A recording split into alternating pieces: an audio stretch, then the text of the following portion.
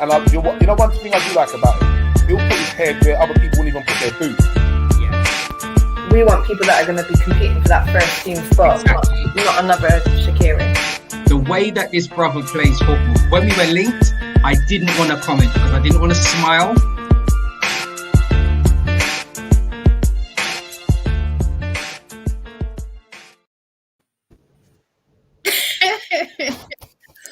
Evening, everybody. This is Kop Talk live on FTV Sports, and this is the Brentford versus Liverpool after-match reaction.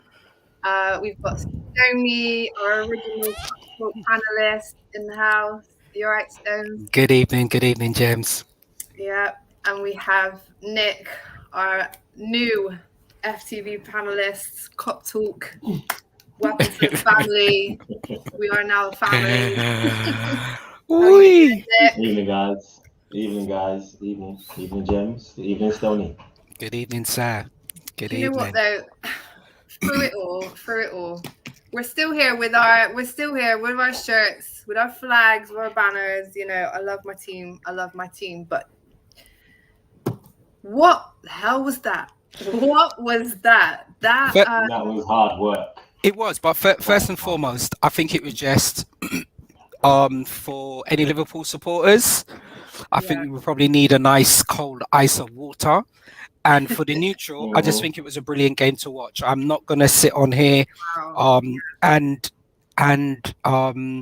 not gonna come on a show and make too many excuses. First and foremost, we have to give for me, I think we have to give a lot of respect for the way Brentford actually played today, the way they actually set up. And to tell an honest truth, I mean, in the last few minutes, Ivan Toney could have got the winner there. So I'm not going to come on here and give the impression that Brentford did not actually play well at all, because they actually did. I know we're going to be here speaking about Liverpool's performances and what we did and what we didn't do. I know we're going to get some lovely comments on the show as well. So thank you, everybody, for joining in and subscribing in. Wonderful. I'm glad they're going to be in here. Our backs are strong, so we're ready for everything, viewers. This evening. Hurting a little, you know, hurting a little bit. You're right. Do you know what? Towards the end, you know, when they were firing down at us, and I was thinking, my God, and I'm there going, Manny, what are you doing? Jump. I'm thinking, this is how Barcelona must have felt at Anfield. What I was thinking of, what a game.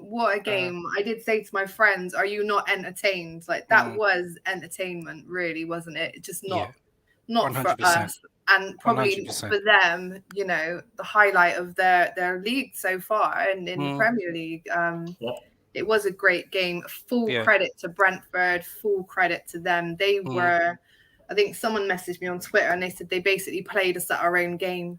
Yeah, they were not afraid. James, I think it was brilliant. You know, similarly to you as well, I had quite a few people commenting in on different messages on my phone. Funny enough, all of the messages started coming through when it looked like we were going to lose the game, but I don't actually mind that. Records are there to be broken. All right. So I think someone was asking me when was the last time Brentford ever beat us in the cup. And look, I'm not a historian. I know we're going to have one of the gentlemen from the Man United agenda on here on Monday. I can already see his comments. He's the historian on all clubs. So I'm sure he'll come on here and he'll correct me. But I think the last time we lost against Brentford was in 1938. All right. And I know none of us were actually born then. However, records are there to be broken. I think the main thing for anybody that hasn't followed Brentford throughout the wonderful journey from the lower leagues and what they actually did in the championship, the way that Thomas Frank have actually got Brentford set up, I think he's like 47 and he's like one of these new breed of coaching staff as well. So he has got ideas and he's got a way in which he wants Brentford to actually play. And that is exactly how they actually played today. I mean, we were looking at, if we look at Brentford's previous games, they score goals. Defensively this up, I think they had one of the best defensive teams in the championship last season anyway. All right. Very entertaining to watch all their games. Wonderful, you're correct. And even with Ivan Toney, he beat the record last year in the championship for 31 goals. All right. So even if we look at the way that they've set up so far, from them playing in the Premiership this year, I think one of their first games was against Oldham. They won that game 7-0. All right. And one of the players the player that scored their third goal today, Wisa, I think he actually scored four goals in that game against Brentford. So that was a madness. We always knew that they got goal scorers. So for anybody that doesn't follow Brentford, we think that it's just going to be Mbeumo, and we think that it's just going to be Tony. They've got other players in their team that are capable of actually scoring goals. And we obviously see Wisa came on and scored today, yeah? So they beat Oldham 7-0. They beat Wolves 2-0. I think they lost 1-0 against Brighton, drew 1-1 against Villa. They beat Forest Green again in the Carabao Cup, drew against Villa, beat Arsenal, and obviously drew against us today. What I thought was actually quite interesting is Brentford are playing two different formations, right? They've played a 4-2-3-1 or the 3-5-2. So for me, I think the main thing I was thinking going into this game, are they going to set up in the 4-2-3-1 or 3-5-2? Today, they set up in a 3-5-2. And I'm going to let you speak a little bit, Gems, and I'll let you speak, Nick, and then I'm going to come back to that 3-5-2 and how Thomas Frank had them set up and the players that actually played in there as well. So, I don't want to talk too much, but I'm going to come back to how they set up anyway. That's fine. I'm loving it. I'm just, like you said, they played us at our own game, and I think the main area where they had the most impact on us was midfield. Yeah. Mane was barely got a touch on the ball, barely seen him do anything of any insignificance. Was he just played out of the game the way they set up that midfield or the size? Nick, what do you think? Where did we go wrong? I'm giving them a lot of credit, but where did we go wrong? Because regardless of how good they are and how well they set up, this team beat AC Milan. You know, where did we go wrong today? Partly, I think we didn't give the Brentford players or the team enough respect. We weren't as incisive or decisive as I thought we should have been. And in a nutshell, Mane can't do what Bobby can do. In fact, no one else can do what Bobby can do. Or Jota. When it comes to linking, but with regards to where Jota was playing today, where Mane was central. But the team sheet didn't suggest that Mane would be playing in the middle. But again, for me, Mane just he frustrated me. He frustrated me to the nth degree. I don't know what it is. I honestly don't. He seemed to be snatching at chances today with Mane. I'm not too sure what that was to do with. I mean, it was an open game, and you're correct in the repositioning of Mane today as well. But he seemed to be snatching at chances, and you're right. I don't know. Yeah, I was a little bit mystified at that. Not as composed. Yeah. In that final bit, he doesn't seem as composed. I feel like Jota got us the goal. Amazing header for someone that's, a little bit. He's not a presence, is he? No way should he have beat that defender. No way. No way. Great header, taking nothing away from that. But I feel like he gets bullied off the ball way too much. When he gets it, he gets dispossessed. I'd like to see the stats for that, but I feel like he was dispossessed a lot today. But you're right, James, about Jota's header, because that cross came in from Henderson. Jota actually beat. What a ball as well. Yeah, Jota actually beat the defender, got in between the two defenders, and obviously scored for us. But the crosses were actually a feature today, I think, from both teams, because even the Brentford's equaliser, so the 2-2, we seem to be beaten wide. Usually Trent and Robbo will usually cut out the crosses, all right? Brentford's equalising goal for the 2-2. Trent had 3 players on him, on his side, on the far post. Even when you look back at the goal, I was thinking, how on earth do we find ourselves in a position where Robbo's actually beaten from his side on the left, and then Trent is up against 3 players at the far post to try and defend against that? Don't get me wrong, he's got the quality, but one person against 3 players, that's either us being a bit lackluster or Brentford and Thomas Frank identifying an area that they can actually capitalize on. So I think for me, that was a little bit disheartening how we were actually beaten there. But crosses were actually a feature for both teams today with their goals. Well, Trent's been man of the match nearly every game for us this season. So obviously he's thinking, oh, all right, set up 5 in midfield. And he said to them, you know, when that guy's got the ball, I can close him down. Don't let him get that cross in the box, because everyone knows that's where goals come from. The cross is in, the cross is coming in. So he's obviously seemed like he put 2 extra ones out there and just said, stay on them wingers. Yeah. Them wingers, don't let them. But do you think? I mean, even with that, as I was saying, whether crosses were a feature, I know previously I mentioned about the way that Brentford had set up with the 3-5-2. So they had the normal goalie, Rea. I think he's played really well actually this season. The Spanish goalie Rea, 26, from Blackburn and Stockport. He's played really well. We got Pinnock. I'm really happy for Pinnock actually. As he said, I do not know Phil the full history of Brentford, so I'm not going to come on the show to give the impression that I actually do, right? But I think the journey of Pinnock is absolutely amazing. He's 28. He's had 2 caps for Jamaica. He's played for Barnsley, and I mentioned that they beat Forest Green as well in the Carabao Cup. He's played for Forest Green as well, but he's one of the players who's actually had a journey similar to probably Ian Wright or Vardy. He's actually come up from the lower league, so he used to actually play for Dulwich Hamlet. And Shannon Baptiste that actually came on as well, also played for the lower leagues, because he used to play for Hampton and Richmond as well. So I think even that journey for Pinnock actually coming on to actually play as one of the back 3 today, brilliant. I thought he was a star, man. I thought he really played good. But the back 3, so they had Pinnock, they had Janssen, who I think is brilliant as well. He used to play for Leeds as well. He's 30, and I may pronounce his name incorrectly. Is it Ajer, right? Is it Ajer?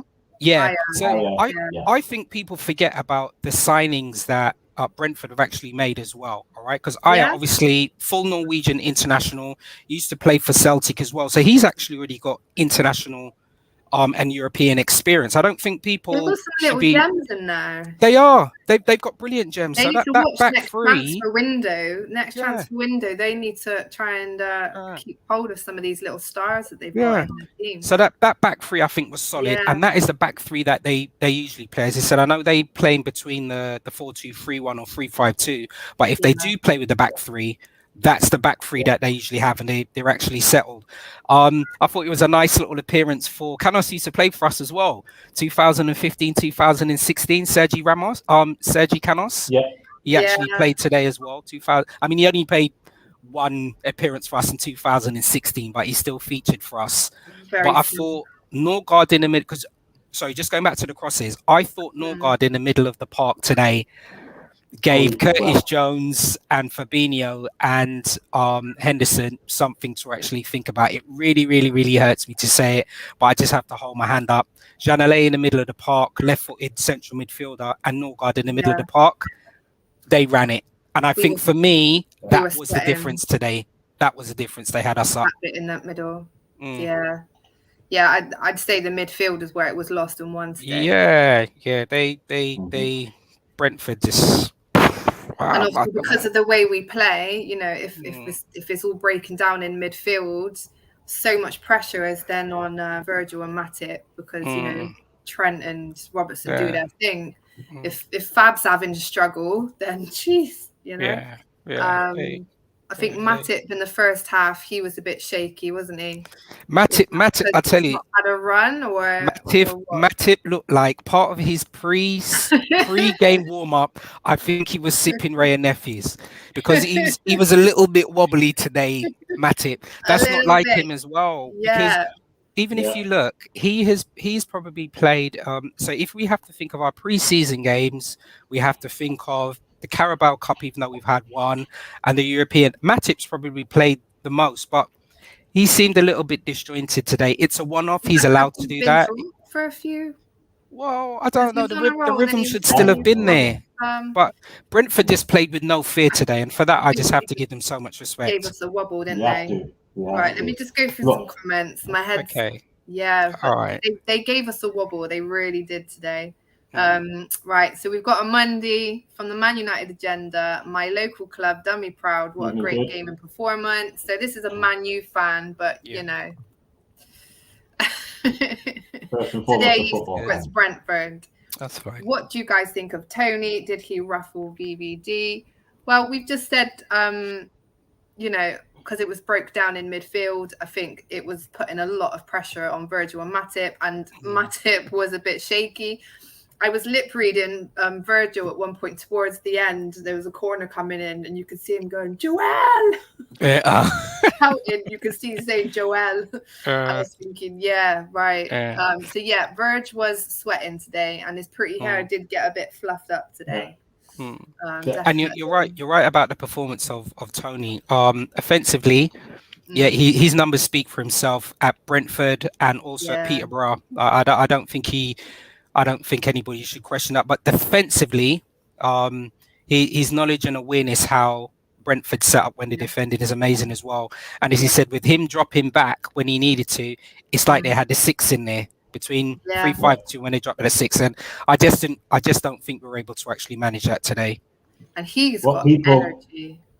What people forget about how Brentford have gone about the business is that they've taken Liverpool's model.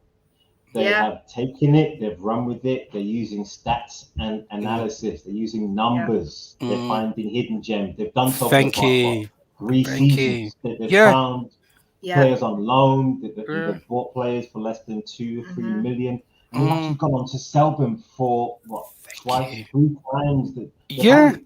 Yeah, you're right, because they had Mopé, they had Watkins prior to that, and you're right, Nicholas, about their model as well. Their model was, I think they scrapped their academy. So what Brentford have done now, obviously they've got their first team, and they got what would be so-called their second team. So the squad is actually a squad of 40. And those 40 players, they know, even if they're not directly in the first team squad, they can depend on the other group of players that make up the 40 and make that simple transition up to the first team. So their model at the moment is clearly working. How they plan out for the rest of the season, we'll see. But I think they've had an amazing start, and they just got a lot of credit to. Definitely. I agree. Good. I agree. I cannot take anything away from Brentford. Their performances over the past season, last season even, where they came so close. We should have been seeing them in the league last season, but but that's why it's more annoying, because we should have known that. We should have been prepared for that. We should have known this. We're going away to Brentford. They're fucking on fire. They have great players. Klopp should know this. Klopp should know. You know, we should have been prepared for that. That's where my anger comes from. I am taking nothing away from them, but we should have come prepared. We should have been more prepared for it. I think we were, but when it came down to it, the actual intensity, part of the times, I think we fell asleep. Honestly, really do think we did fall asleep. We came into this game, we've conceded one goal. One goal. It's Chelsea from a set piece. But also as well. But also, panel. There's so many positives from here as well. And I know, James, you're going to continue to read some of the comments. We currently sit at the top of the league. We currently have Salah, who's actually broken a record. And we also witnessed a wonderful screamer from Curtis Jones. So it's not all doom and gloom. There are many positives today. There are many positives anyway, because it feels like a loss. It was still a draw. I want to go through the good points. Let me go through the comments, and we will go through the good points, because you're right. Like we discussed the Jota header, and the Henderson assist for that header was just smooth. I didn't expect that to come out of out of Henderson's foot. I'll tell you that much. I was like, it annoys me that people don't. I think that's what he's got. Right, let's get to some comments, and we'll cheer up the place a little bit. Reese, good evening, Reese, our little ever loyal fan. What a game. Absolutely should have won that game, but can't complain. Brentford are a great side. On paper, you know, people looking at it, this should have won a game, but watching the game, at one point I was thinking, do you know what, just blow the whistle now at 3-3, because I'm worried. I'm worried. I'm sorry. A lot of people that are going to take a snapshot of the results of the stats, they're going to say, well, Liverpool fluffed it. Yes and no, we did. We did fluff it, but we did. We played we played a potentially top 10 side that has recently been promoted to the Premiership. Can't take anything away from you. Reese, we didn't do Ronald McDonald proud.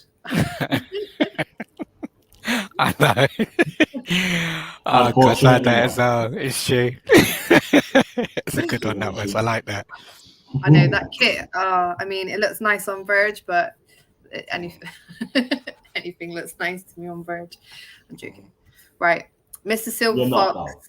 I'm really not. But yeah, it is a weird kit. It is a weird kit. I like the yellow kits, but it's the finishing on the edges, isn't it? Yeah, the banding just.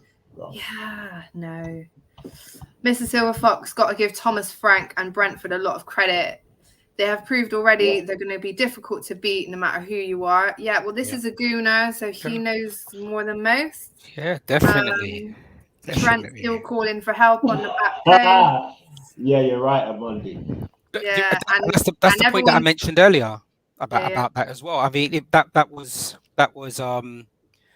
I shouldn't say it was one occasion that was highlighted as I mentioned before. You know, the cross came in 3 on there, but it's all part of Trent's learning development. It's all part of Liverpool's learning development as well. So we embrace that. We don't have any finished articles. We have world-class players, and we have players that are still in development. So we'll embrace that. Yeah. But the thing is, I've heard that Villa are still looking for the match ball from where Bruno skydived. Trent might be calling for help, but they're still looking for Bruno's penalty ball. Nick, wow. your flag's in half mast. Yeah, your flag dropped a bit, Nick. But you know what? You know, that's what happens when we draw, innit? We have to show some respect. Yeah. Yeah, you wear that. Wear it. We're not them fake fans. Brentford are probably the best in the country. They're definitely one of them. Definitely. I mean, a couple of seasons in the Prem, and I'd like to see where they'd be. You know, they're kind of like on the modelling of Leicester as well. You know, one of these clubs. I hope their boardroom will serve the club well. I hope their coaching staff serves the club well. Yeah. And I just want good things for Brentford. Simple as. I don't think they get many chances to beat us again, but hey, thanks. Yeah. Thanks. Give us a bit of a wake-up call. Amundi's giving you respect, Stoney, for your honest assessment. We don't fluff things over here. We don't hide it. We're always honest on here, always. And here's going to be I can see it now. Here's going to be a couple of very honest comments coming. No, it's good. It's good. From a very upset Kop Talk panelist. Good. Cannot be with us today. We were shit. Okay. Simple as. No one walks off that pitch with their head held up high. Defense was a shambolic. And the fact Klopp kept Jota all game is a joke. He was crap. I'm just going to read his next one a minute. Yeah, please do. Sorry, Stoney, but there's no positives today. Shambolic all over. And every time Brentford attacked, we were open more times in the box celebration. And keep that comment in live, please, James. Keep Potsy's comment live there for everybody can see it. I think Potsy, what I did mention previously, and I agree with you. And I think some of my words in my notes were a little bit more unsavory than the word shambolic, but because of the nature of the show, I'm going to respect it and not actually use the words I put. So I do completely agree on you, but one thing I will revert back to and say, if there were any positives from today's performance, one, I just reiterate, Salah broke the record. Yeah. 2, Curtis Jones's screamer, and 3, we are currently at the top of the league. Other than that, I thoroughly agree with you. There are not many positives to actually take from today's performance. I do completely agree with you. We were completely overrun in the midfield. And I did mention before about the different ways in which Brentford have actually set up between the 4-2-3-1 and the 3-5-2. And Thomas Frank had it down to a T, setting up in a 3-5-2. We look like some of our players today look like deer in headlights, and I think that actually shouldn't happen. One, it shouldn't happen with the nature and the pedigree and experience of our players, and B, with Liverpool. But mean, what we're in the what Champions it clearly League. showed today, and exactly, and And we're obviously Champions League, getting but torn we were apart. humbled today. We were actually humbled. Absolutely. Yeah. And I'll And go I- back Yeah, to we this were one, told. and you are so right, Potsy. I mean, I would single out Mane and I would single out Jota because I feel they were the least effective on the pitch. Like I said, I think Jota just gets bullied off the ball too much, and I was so my highlight and positive of today is Bobby is back. Yeah. Bobby is back. That is another Si, positive. That is definitely senor, another positive. he is back, and that was a huge positive for me because nobody does that role like Bobby. Nobody can be Bobby, and that's a worrying thing in itself. Can I, if you don't mind, can I just ask both of you a question? Do you mind if I just ask Gems and Nicholas a question, if it's okay with you? So we ended up drawing today, okay? There was a chance probably just after the 75th minute where the ball was played through to Salah. Yeah. And Salah I reckon Salah could have sat down. I think he could have had a meal, a nap, and woken back up and still had time to place the ball where he wanted to. And for some reason, he skied it. All right. So if Salah had that opportunity, and even if Wissa had actually scored, so we would have been 4-2 up by then. So even if Wissa had come afterwards and scored, it would have been 4-3. I think my assessment of the game and my mood and my feeling would have been exactly the same. If it was 4-3, how would your assessment be currently now, Gems? I place that question to you, and if I can also place that question to Nicholas afterwards, would your assessment have still been the same? Let me tell you, I don't like that feeling of sitting there and just feeling like, what is happening to my team? Everybody, like Potsy says in this comment, nobody can walk off that pitch and say, yeah, do you know what? I had above a 7 for that game. I'd still be disappointed because it would be almost to luck, you know. They had some offsides that I was thinking, oh my God, that's offside. Please let that be offside. A couple of runs. We also had some chances that could have been, I don't think it was just Salah's, was there? There was another one towards the end. I think it was Mane as well. Mane had 2 towards the end. I'd still be angry at the fact that we didn't hold our formation at any point. I don't feel like we really, I don't know, we just never looked in control. I didn't like that. I didn't like the fact that we didn't look in control. We looked shaky.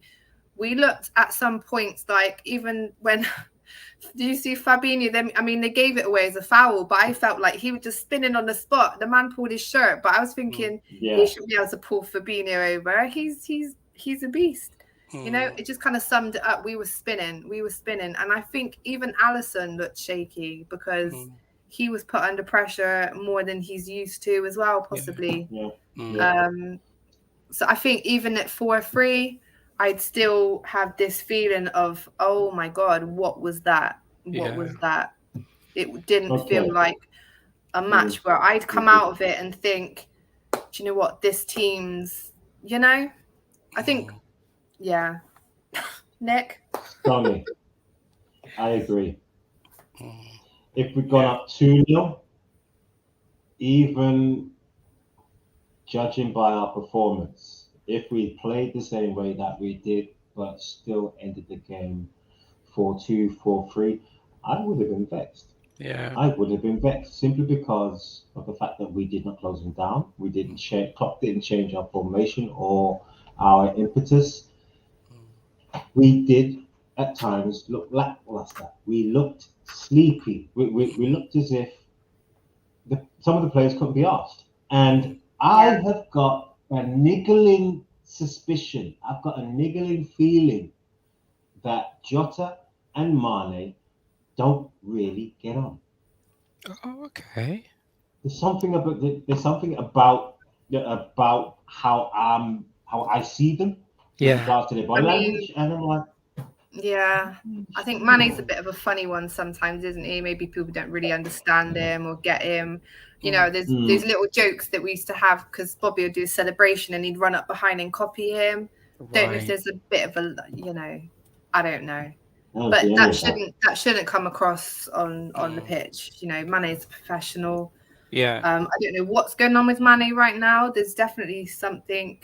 And I feel like the more it keeps going on, the more it becomes something. Do you think it's a feeling of contempt or complacency? I don't know. It could be one or it could be both of those things. I don't really like to speculate too much. Again, we don't. And I don't like really. Yeah, because I don't know. It's just he's still got it, and you know, again, I could single out Mane and Jota today, especially in the second half. But again, like Potsy said in his comment, every single person has to answer to that today. Every single person, even Fabinho, even Virgil, you know, he was sweating. Like I said, his hair was out of place. Although, oh my God, that last, when they were one-on-one with the goalie and Virgil just come in, Virgil is a fucking god. He is a god. How? I was thinking, right, that's it. It's 4-3. Just use your body, mate. Just use your body. Yeah. Virgil, not put your leg through the player. I'm watching it with my son, and I'm like, that's what you pay the money for. That's what you pay the money for. Those moments right there is why you pay that big money, because that would have been a goal. That would have been a goal. And he makes those tackles just look so easy and clean. That's what you spend the money on. All right, a couple more comments. I got a bit excited then. Spot on, Nick. The Leicester model, not Liverpool. I was talking about the Brentford.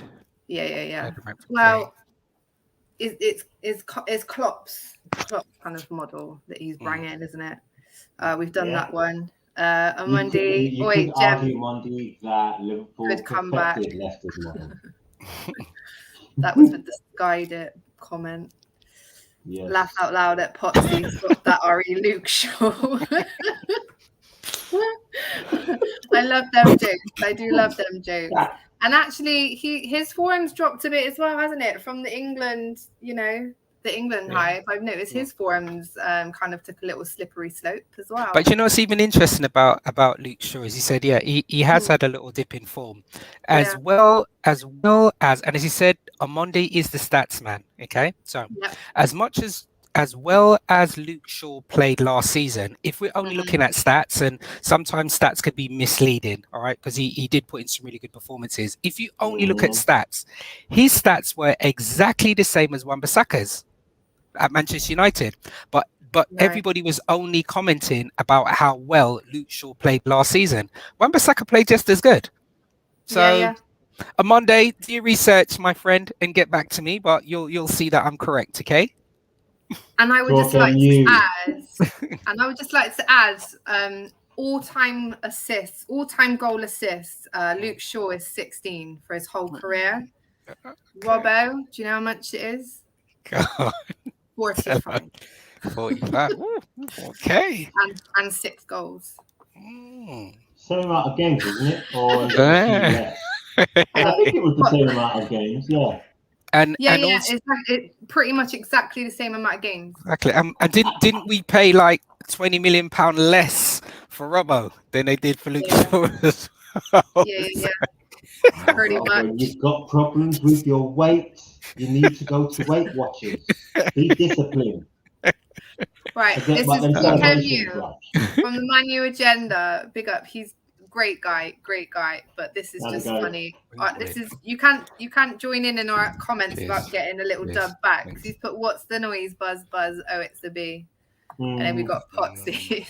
It might be Bruno's penalty flying past your head. It is. Look, it is Bruno's ball, man.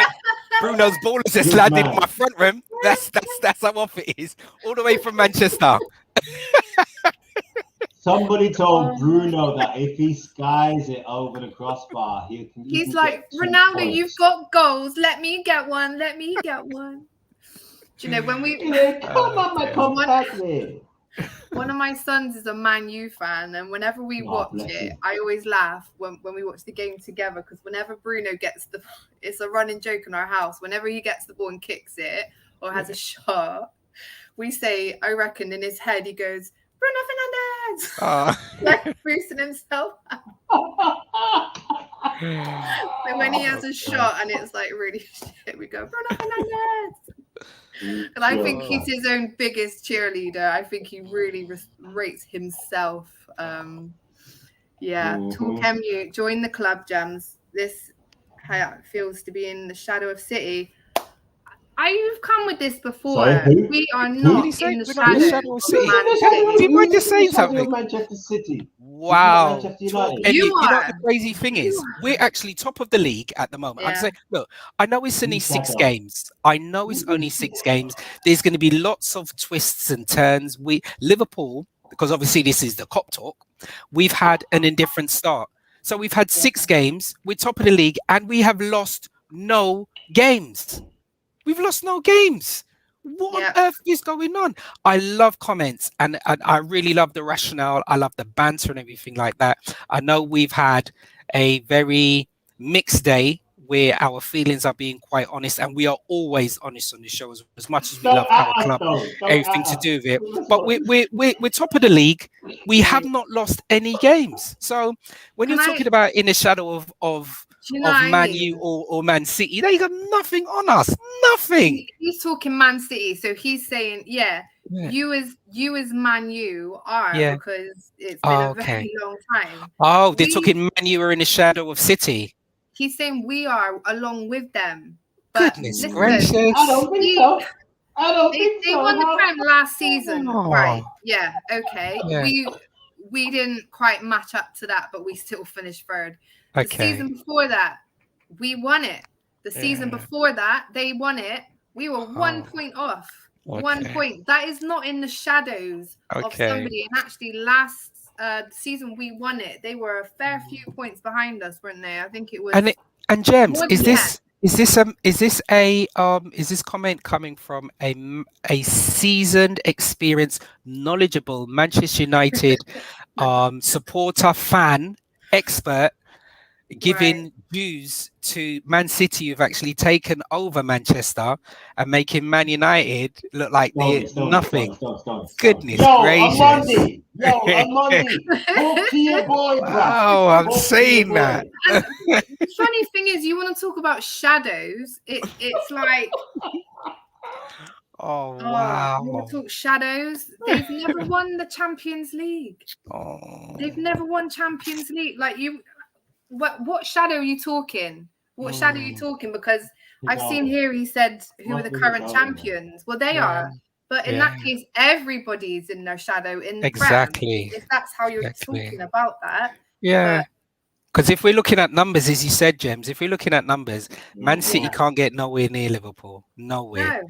We're looking at Champions League. We're looking at FA Cup. We're looking at League. And remember, the League did not start just when it became the Premier League, okay? Just remember that, okay? Even Man U themselves. Yeah. Even Arsenal.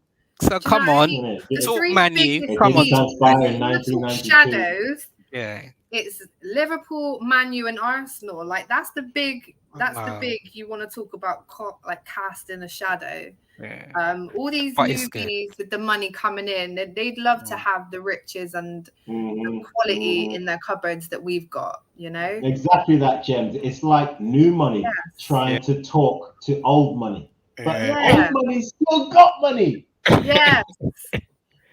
Even though I love our chant. And they were getting angry about it in an article online. You know, the Reds have got no money, but we'll still win the league. Okay. And they were getting angry and they were saying, oh, they've got the second highest wage bill in the Prem. They can't be singing that or whatever. And it's like, it's a fucking joke on the transfer situation. Do you know what I mean? Like, come on now. Come on now. It's so good anyway. We love this. I do. And he's saying we're not winning the league. You don't know. You don't know that, and we're not saying that we are. I'm saying there are 4 teams. Exactly. That could. If you know we're not winning the league, give me next week's lottery numbers. I beg. Also, you know, the way it's looking now, I was saying it's a top 4 and they could all win the league.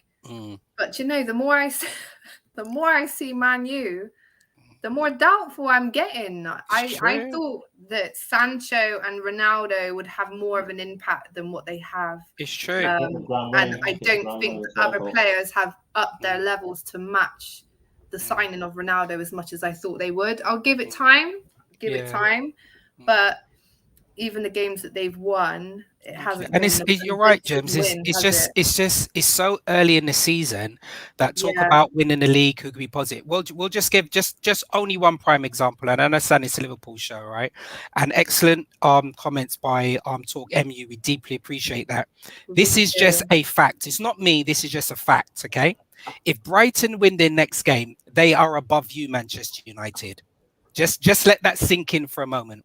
If Brighton win their next league game, they are above you, Manchester United. So I said it's so early. There's going to be so many twists and turns. As Liverpool supporters, we love our club, and we'll always believe that we're going to win every single thing under the sun. It's as simple as that. Yeah. I mean, this is the thing, and it's all on run of games because I think you look now. Man United's got a pretty tough run of games, I think, coming up. Man City got PSG and then us. Yeah. So that's our next Prem game, isn't it? Yeah, because we got Porto next, haven't we? Champions. Yeah, so we've got Porto and then Man City. So it's going to be a really telling 2 games after that performance. I feel like Klopp's going to really. I reckon Klopp's going to get violent in the changing room after that match. I could really. I think he's going to get. Yeah, I think he is going to be. I hope so. Match analysis on Monday. Yeah, I can imagine him doing them like soldier. You know, when they have to like probably do the plank in the ring for like an hour just because you know they didn't pull their weight enough or track back enough. And rightly so, though, James. Every error, wouldn't he? And he will go through and make them watch every single error. Like we know this. I know that he makes them watch the matches back as well. Good. So yeah, but Talk MU, he said we're not winning the league either. That's fair enough, and an honest Manchester United supporter. That's what I appreciate. I love that. Yeah, I think they've had to come to terms with that. I think you asked them that, you know, transfer D-Day, and it would have. But you know the thing is, and as he said, Talk MU, he's really honest, and he said we deeply appreciate that. He is a great there guy. were some Manchester United supporters when they made the acquisition of Ronaldo, they were speaking about like goodness, like don't get me wrong, amazing player, but they were saying like he's dead set. And for me, it's for another show. It's I know, right? Show. Yeah. Hang on. Do you know what pissed me off this weekend? Was that I actually subbed in Cristiano Ronaldo in my fantasy league team, gave him the fucking captain's armband, and how many points did he get me? Wow, 4. Yeah, he got you 4. And that's why, Nicholas, you always leave your captaincy with Salah. Always keep it Salah. Him, innit? But Ronaldo's in my team, but not the captain. Listen, I didn't do one this year because I just knew I wouldn't have time for it. But you know what I mean? No, man. I'm like Klopp. I'm gonna get creative. I'm like Brentford, you know what I mean? I like the little bargains that get you the hard fought points. I'm now googling up the Brighton teammates. Like exactly, you might as well. Christ. Yeah, United had home field advantage. True. And it was supposed to be against Villa. Come on now. I know. I just couldn't do it. I'm going to be honest. I've never ever in the whole time I've had fantasy Premier League, I've never had a Man U player. I know it sounds really pathetic and really tribal, but I refuse to. Nope. Never. I don't care.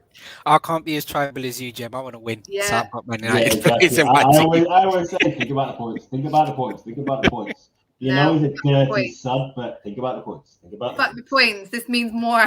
I am not watching a Man U game hoping that a player does well to get me fucking points, all right? That's bad. That is not happening.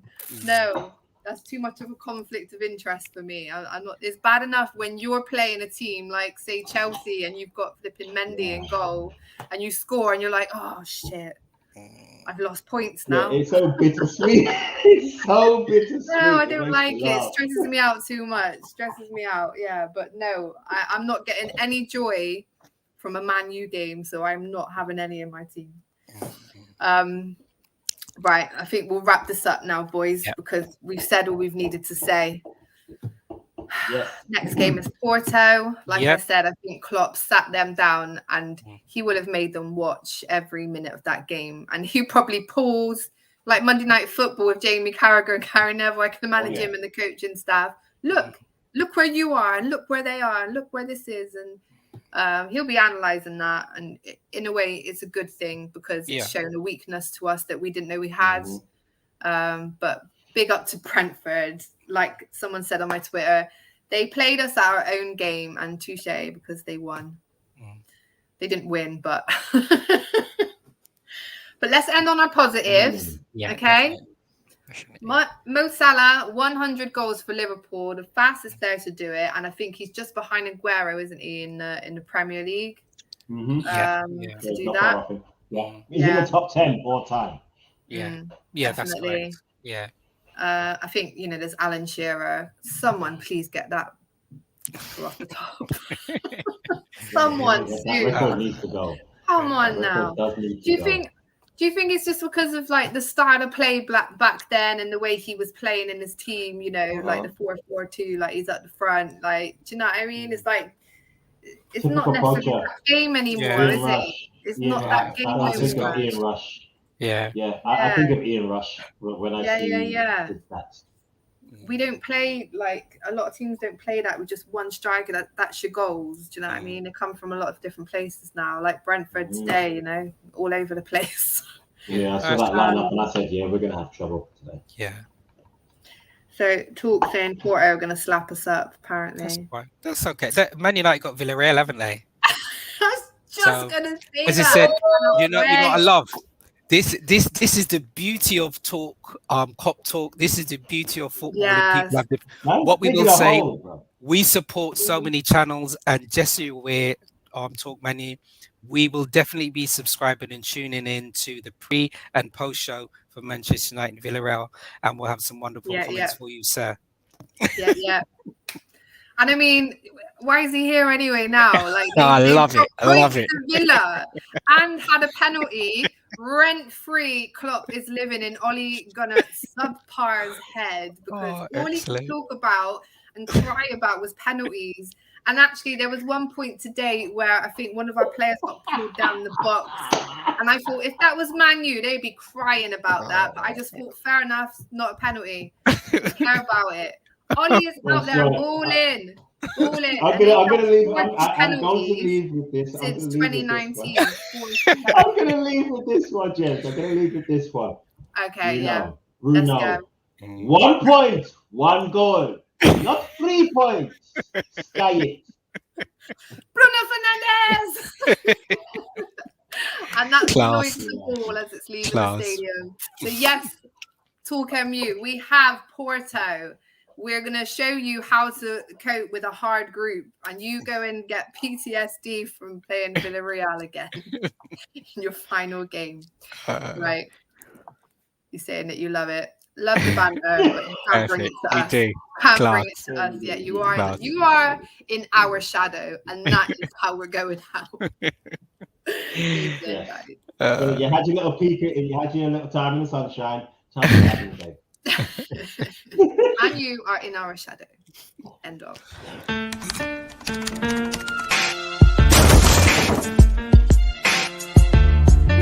you know one thing I do like about him? He'll put his head where other people won't even put their boots. We want people that are going to be competing for that first team spot, not another Shaqiri. The way that this